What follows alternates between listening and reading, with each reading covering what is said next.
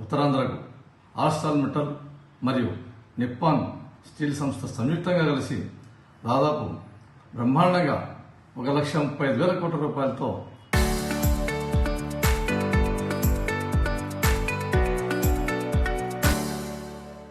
కంపెనీని steel plant పెట్టబోతా ఉన్నారు.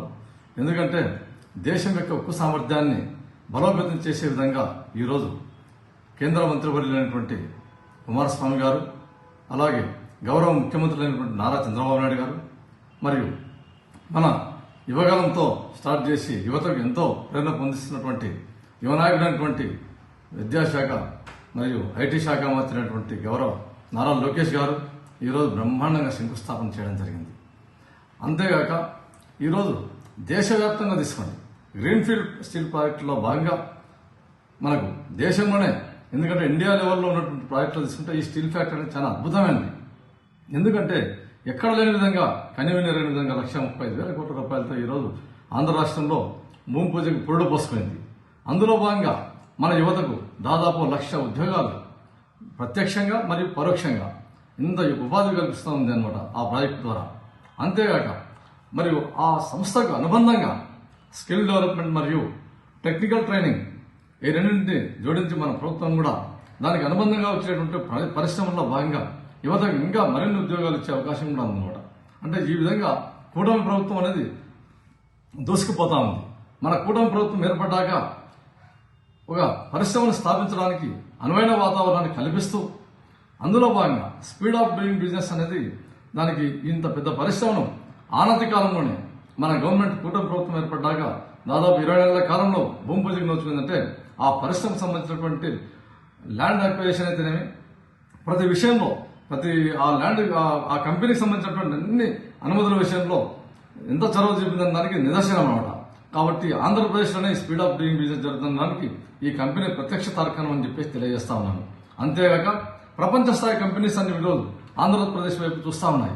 ఎందుకంటే ఈ గవర్నమెంట్ మీద అందరూ ఉన్నటువంటి విశ్వాసం, ఈ గవర్నమెంట్లోనైతేనే మనకు రక్షణ ఉంటుంది, అన్ని రకాల అనుమతులు కూడా స్పీడ్ ఆఫ్ డూయింగ్ బిజినెస్ లో భాగంగా వస్తాయని చెప్పేసి ఒక బ్రహ్మాండంగా ఒక భరోసాతో మన గవర్నమెంట్ ముందరకు పోతా ఉంది. అంతేగాక గౌరవ మన విద్యాశాఖ మంత్రి అయినటువంటి నారా లోకేష్ గారు ఈ ప్రాజెక్ట్ రావడంలో చాలా చాలా చొరవ చెప్పారు. ఇది చాలా వాస్తవం. ఎందుకంటే కేవలం జూమ్ కాల్ మీటింగ్తో స్టార్ట్ అయ్యి ఆ పరిశ్రమను ఈరోజు ఉత్తరాంధ్రకు తీసుకొచ్చారంటే ఒక్కసారి మీరంతా ప్రజలంతా ఆలోచించాలా. ఎందుకంటే ఆంధ్రప్రదేశ్ ప్రజలంతా ఒకసారి వెనక్కి తిరిగి చూసుకోండి.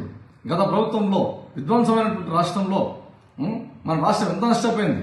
అందులో భాగంగా ఈ మనకు నారా లోకేష్ గారు ముందుండి ఈ యువతకు ఉపాధి లక్ష్యంగా ఇంత పెద్ద పరిశ్రమ తీసుకొచ్చారంటే చాలా చాలా గర్వంగా ఉంది.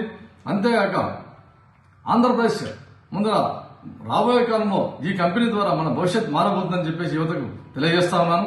అంతేగాక ప్రధానమంత్రి వర్యులు సైతం గౌరవ నరేంద్ర మోదీ గారు కూడా మననే ట్వీట్ చేయడం జరిగింది.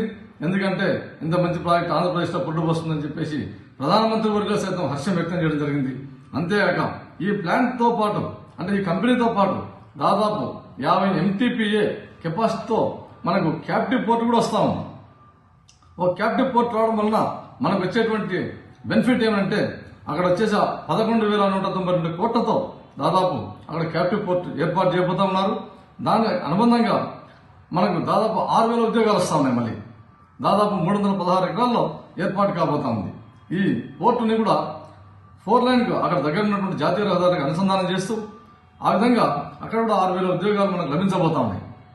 అంటే ఒక భారీ పరిశ్రమ రావడం వల్ల ప్రత్యక్షంగా పరోక్షంగా మన ఆంధ్రప్రదేశ్లో ఉన్నటువంటి యువతకు ఎంత బ్రహ్మాండంగా ఉపయోగపడుతున్న దానికి ఈ ప్రాజెక్ట్ అత్యంత తార్కాణం అని చెప్పేసి తెలియజేస్తాను.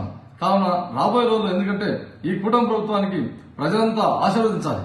ఎందుకంటే ఈ కూటమి ప్రభుత్వం వచ్చిన రోజు నుంచి విధ్వంసమైనటువంటి రాష్ట్రాన్ని ఇంత భారీ ఎత్తున డెవలప్మెంట్ దిశగా, ఎందుకంటే గౌరవ ముఖ్యమంత్రి వర్యులు మీకు తెలిసిన విషయమే, అభివృద్ధి సంక్షేమం ఈ రెండింటిని రెండకళ్ళ మాదిరిగా తీసుకొని జోడెద్దుల మాదిరిగా పరిగెత్తిస్తూ ప్రజలకు ఓ సైడ్ అభివృద్ధిని చూపుతూ ఓ సైడ్ సంక్షేమాన్ని కాపాడుకుంటూ ఈ విధంగా దూసుకుపోతున్నటువంటి క్రమంలో ప్రజలంతా ఆలోచించి గత ప్రభుత్వంలో ఏనాడైనా మీరు ఒక్కసారి చూశారేటువంటి ప్రాజెక్ట్ శంకుస్థాపన చేయంగా.